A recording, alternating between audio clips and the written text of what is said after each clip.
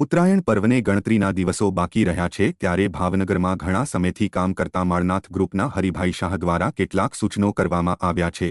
ભાવનગર શહેરમાં દર વર્ષે ઉત્તરાયણ બાદ દોરી બધી એકઠી કરીને મૂંગા પક્ષીઓને બચાવવાનો પ્રયત્ન હરિભાઈ શાહ કરી રહ્યા છે। ત્યારે હરિભાઈ શાહ દ્વારા પક્ષીઓ ચાઇના દોરીથી મૃત્યુ પામતા હોવાથી તેને ઉપયોગ કરવા ઉપર પ્રતિબંધ મૂકવા લોકોને વિનંતી કરી છે। અગાસી ઉપર પણ બાળકોનું ખાસ ધ્યાન રાખવા માતાપિતાને અપીલ કરાય છે।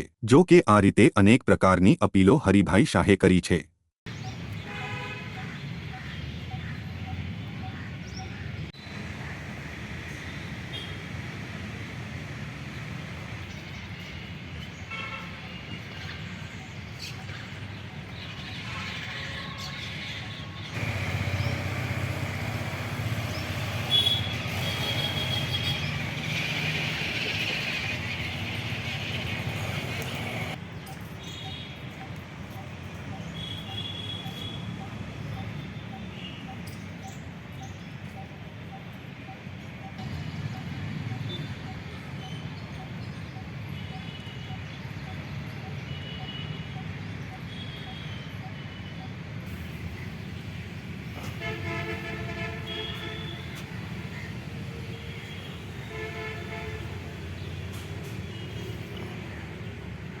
મારું નામ છે હરિભાઈ શાહ, જીવદયા પ્રેમી, અને ખરેખર મારું માળનાથ ગ્રુપ 1992થી આ કાર્ય કરે છે।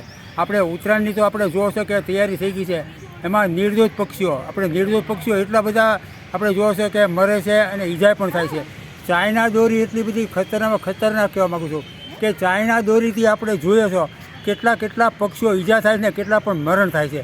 અને આ સિવાય બીજું કહેવા માગું છું કે અમારે ઈજા થયેલી હોય એટલે અમે જે આજુબાજુ અમારે બાસ્કેટ રાખ્યું હોય ઈજા થઈને સીધું અમે રાજુભાઈ ચૌહાણ પાસે પહોંચાડી દઈએ છીએ અને એ સારવાર પણ કરી રહ્યા છે।